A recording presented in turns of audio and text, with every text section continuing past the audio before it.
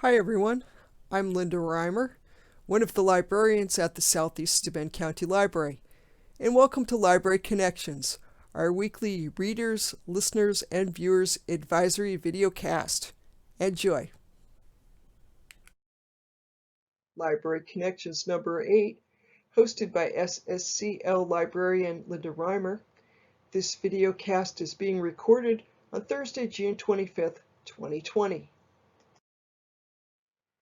Jumping right in with the top 5 fiction bestsellers from the New York Times.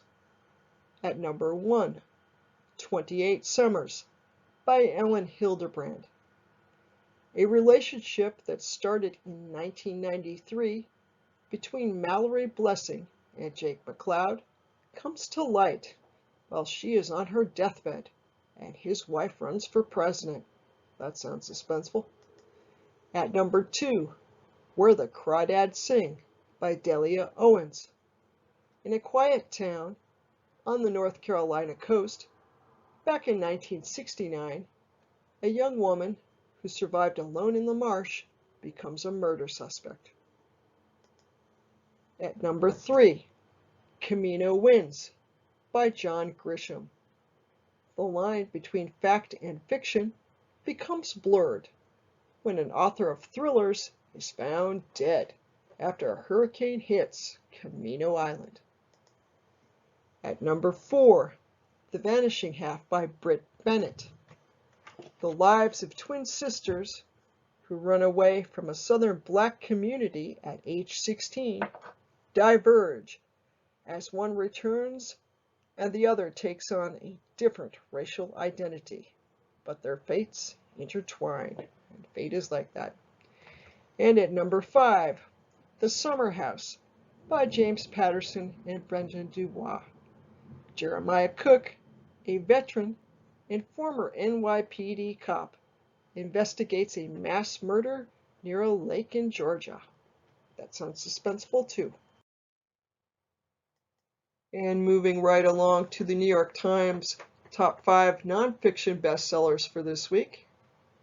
At number 1, we've got How to Be an Anti-Racist by Ibram Kendi. A primer for creating a more just and equitable society through identifying and opposing racism. At number 2, White Fragility by Robin DiAngelo. Historical and cultural analyses of what causes defensive moves by white people and how this inhibits cross-racial dialogue. At number 3, So You Want to Talk About Race by Ijeoma Oluo, a look at the contemporary racial landscape of the United States. At number 4, Countdown 1945 by Chris Wallace and Mitch Weiss.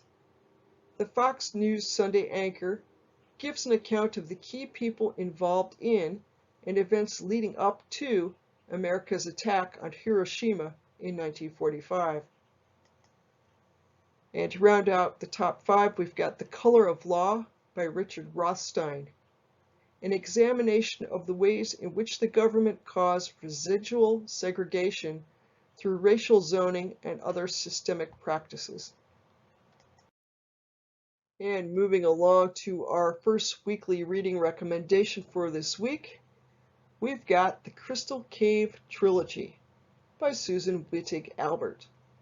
This is the complete Crystal Cave Trilogy, which features the spooky books Nobody, Somebody Else, and Out of Body. The books follow Ruby Wilcox, owner of the New Age Crystal Cave shop, who has a psychic gift for seeing things that others miss. In the first book, Nobody, Ruby, who has always taken her gift in stride and tried to downplay its significance while in company, starts experiencing dreadful nightmares that show a woman being abducted on a local bike trail. Ruby becomes convinced her dreams are really cognitive visions and that she must do something quickly to avert a murderous disaster. And continuing along with the Crystal Cave trilogy, in the second book, Somebody Else, Ruby is working a booth at the annual Mystic Creek Harvest Festival and becomes aware that she knows more about a murder than anyone without a psychic gift would. But just how should she use her knowledge to gain a positive outcome? That is the question.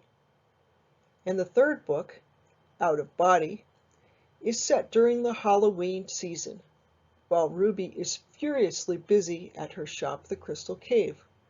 And upon this scene comes crime reporter Jessica Nelson, who asks for Ruby's help. Jessica believes that there is a serial killer afoot, murdering local terminally ill patients. Ruby, Jessica, and Detective Ethan Connors work to uncover the truth, and Ruby finds her skill set put to the test when things go, shall we say, somewhat awry.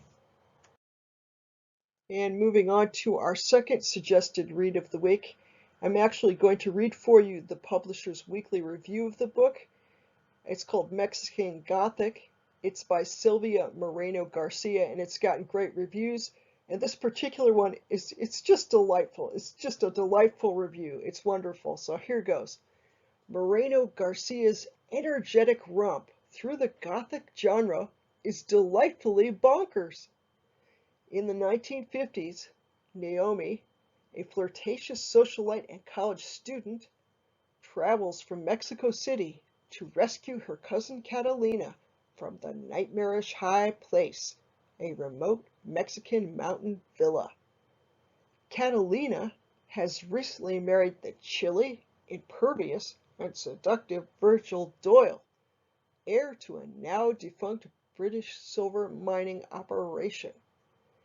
Beset by mysterious fevers, Catalina has written to her uncle, Naomi's father, telling him, "This house is sick with rot, it stinks of decay, it brims with every single evil and cruel sentiment." Naomi clashes with Virgil's father, Howard, who subscribes to theories of eugenics, along with a set of oddly robotic British servants. Beset by horrifying dreams and visions, and unsettled by a peculiar fungus that grows absolutely everywhere, Naomi soon fears for her own life, as well as Catalina's. In a novel that owes a considerable debt to the nightmarish horror and ornate language of H.P. Lovecraft, the situations in which Naomi attempts to prevail get wilder and stranger with every chapter, as High Place starts exhibiting a mind of its own, and Naomi learns that Howard is far older than he appears to be. Readers who find the usual country house mysteries too tame and languid won't have that problem here.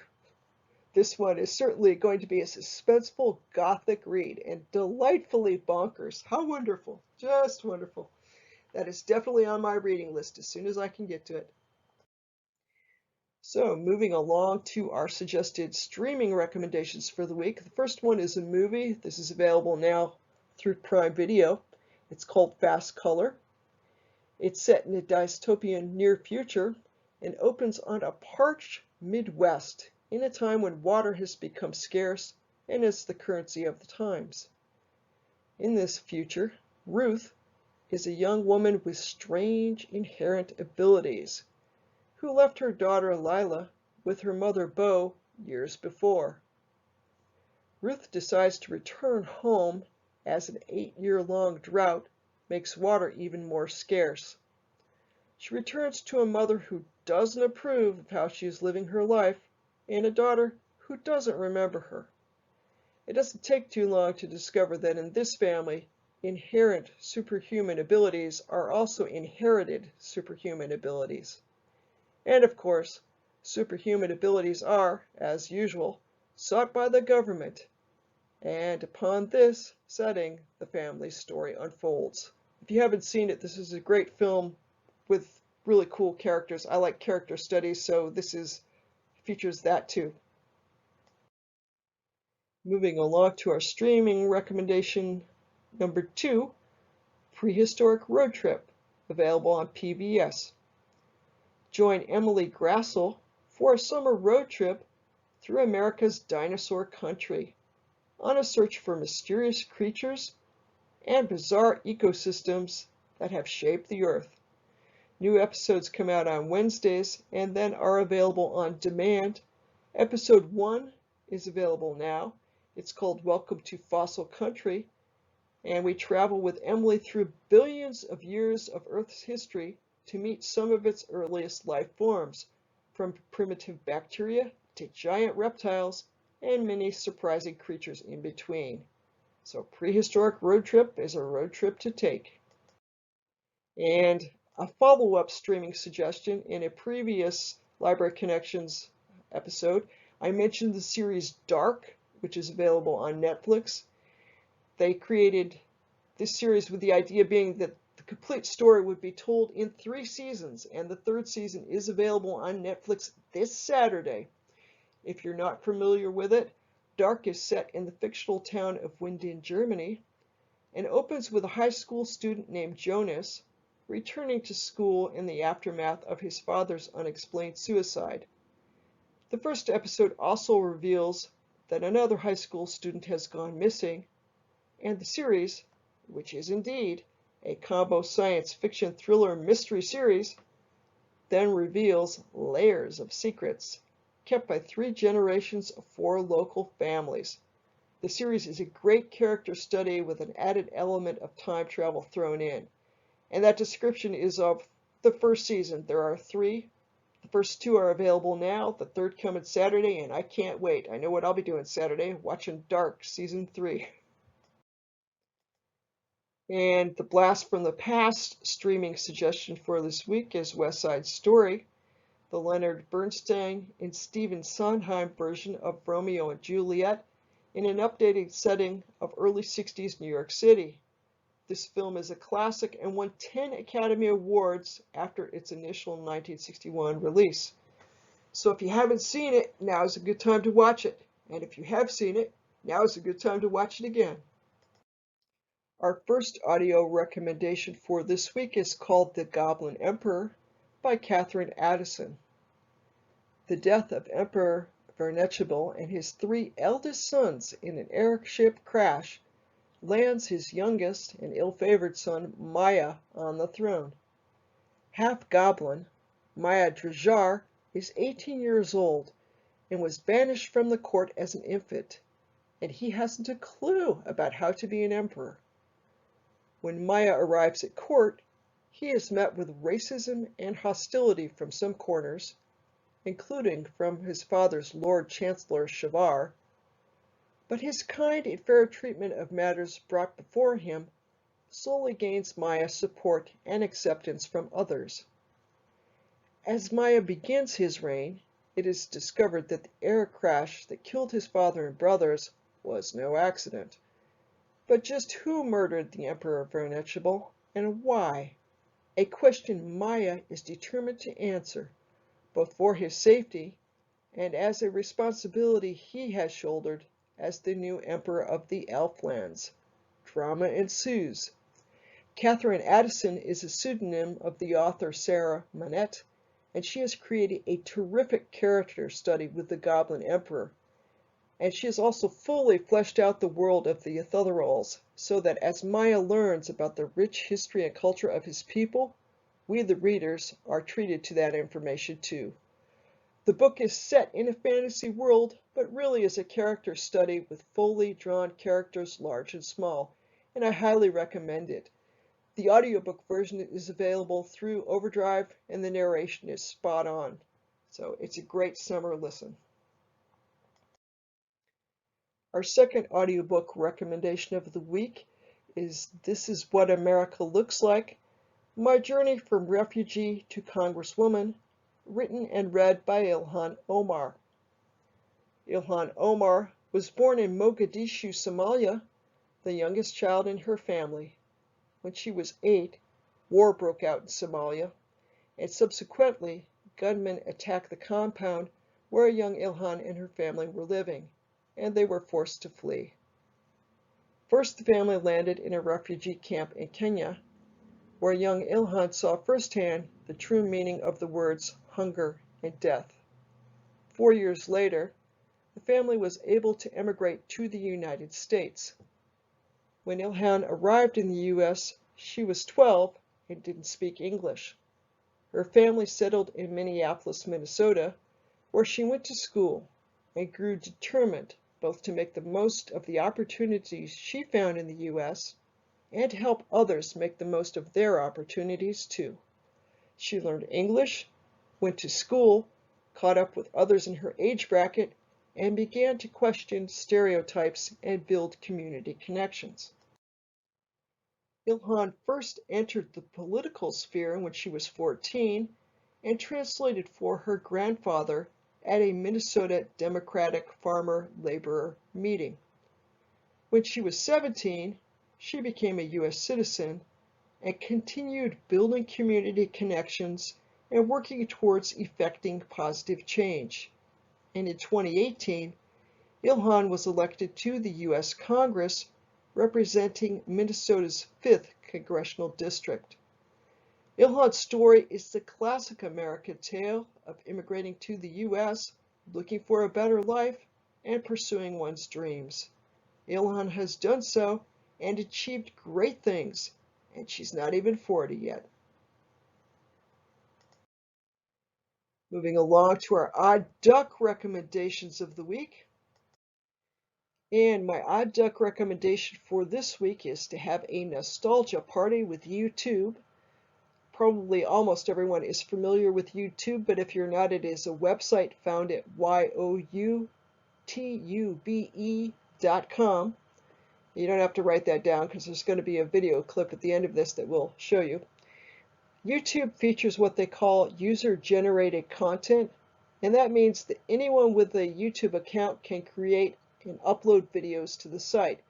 So you'll find clips of people playing the guitar, choir singing songs, people cooking delicious food, bird watchers offering bird tips, and much more, including this whole series, Library Connections.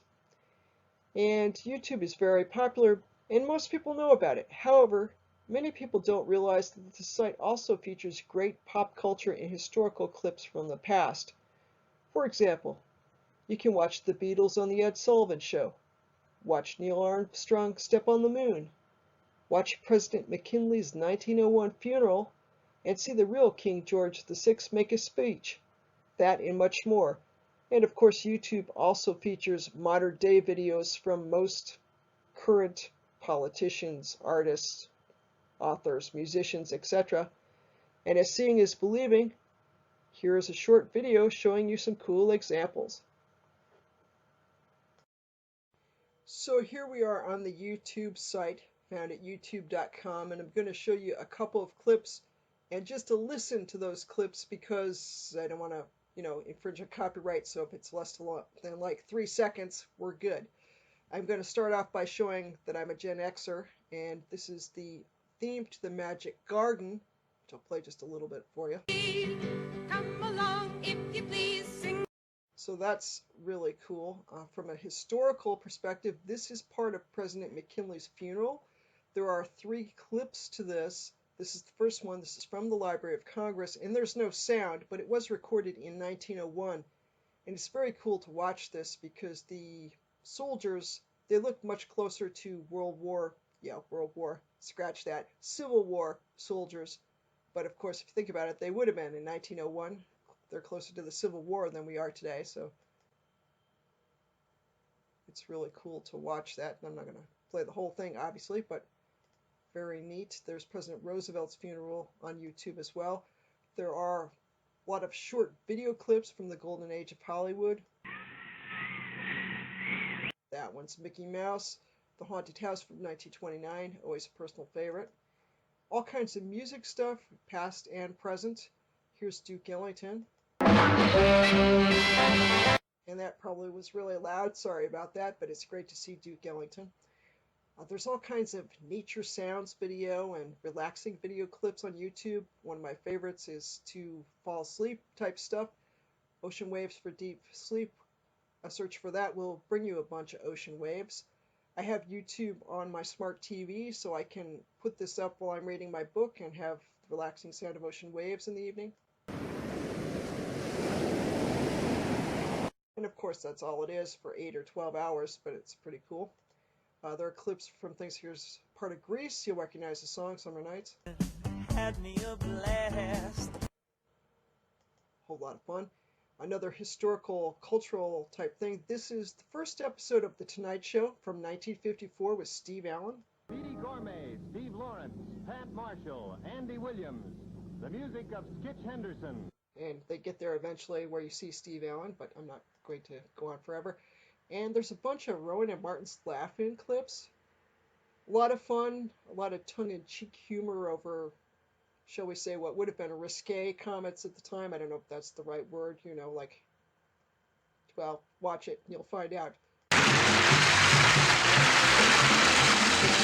But you get the idea. You can also find commercials from the 60s or 70s, all kinds of fun stuff on YouTube.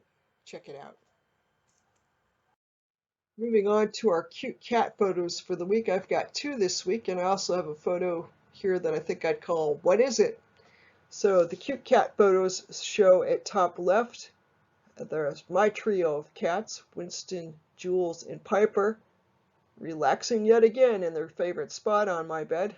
It's a good thing they don't like to sleep there at night or I'd be in trouble. On the right side of the page, you see 3 of my mother's cats, and I got a kick out of this photo. She has 2 indoor cats, one of which you could see in the door. They're indoor only cats, and that is TJ, short for Trapper John, in the door, looking out at his 2 outdoor brothers, Blackie, the black cat, laying on the steps, and Harry Potter, the beautiful tiger-striped kitty at front. So I got a hoot out of that, and I thought you would all enjoy it too. In the flower photo, have you ever been out and about and taken photos of gorgeous flowers while you're walking? I tend to do that sometimes. I have no idea what this flower is. It actually was located down by the community bank on Pulteney Street, but I thought it was gorgeous and I thought I'd share. If you have questions about this weekly videocast, please feel free to send me an email. My email address is reimerl@stls.org, and I will get back to you. Library resources you can access from home, page 1 of 2.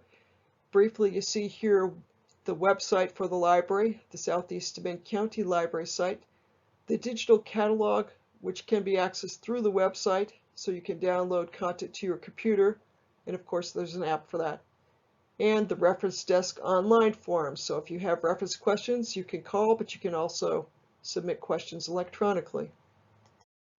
Library resources you can access from home, page 2. We've got the library's blogs. There's great content, mostly related to reading and books, but we also have Creation Stationery, the Makerspace blog for the library, and Corning NY History, which is our local history blog where we share videos from our local history archive once a week. Social media. Just a reminder, you can connect with the library and post questions via social media. The library has pages on Facebook, Twitter, YouTube, and Instagram. And in relation, each video in this series is available on demand via the library's YouTube page after it's first been shown on Facebook. Some references for this week. And moving on to the tech tip of the week. Hi everyone, welcome to the tech tip of the week. This week we're going to talk about how you rename documents on a Windows computer. So we have 4 likely looking suspects here, and I'm going to actually put a dash of some other information here. To actually see how I'm doing this, it might be easier to have the view be bigger. So you'll notice in the top left hand corner here it says File, Home, Share, and then it says View. I should note this is a Windows 10 computer. Yours should look similar, but if you're working with Windows 8, it might look just a little different. So we're going to click View here to start. And I want to make extra large icons as compared to a list or small icons, or I don't know why you'd want them small, but somebody might. Anyway, you can also have it be a list or tiles, but we're going to do the extra large to give you a better view. So over here on the far right, the fourth photo says IMG 1246. The one next to it says IMG 1187. The one before that says F1040. And the one on the very left says document 1. You'll notice these are different files. The first little icon here, that's a Word document. Second is obviously a PDF. And the last two are image files from my phone. So if I want to rename these so that I'm able to find them better on my computer, we're going to take the one all the way to the right here of my cat Jules, and I'm going to right click on it. And when I right click, after my computer thinks about it for a moment, it's going to come up with a menu. And about 2/3 of the way down, it says rename. And I'm going to left click on rename. And you'll notice now where it says IMG 1246, which is the generic title, it's highlighted. In the Windows world, highlighted text can be modified. So at this point, I'm just going to type Jules 6/25/2020, and that will replace the IMG 1246.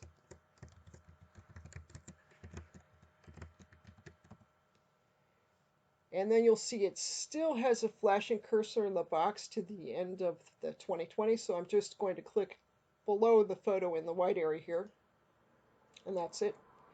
The photo is renamed. I'll do it again with a picture of my TV for instructional Roku purposes. We're going to right click.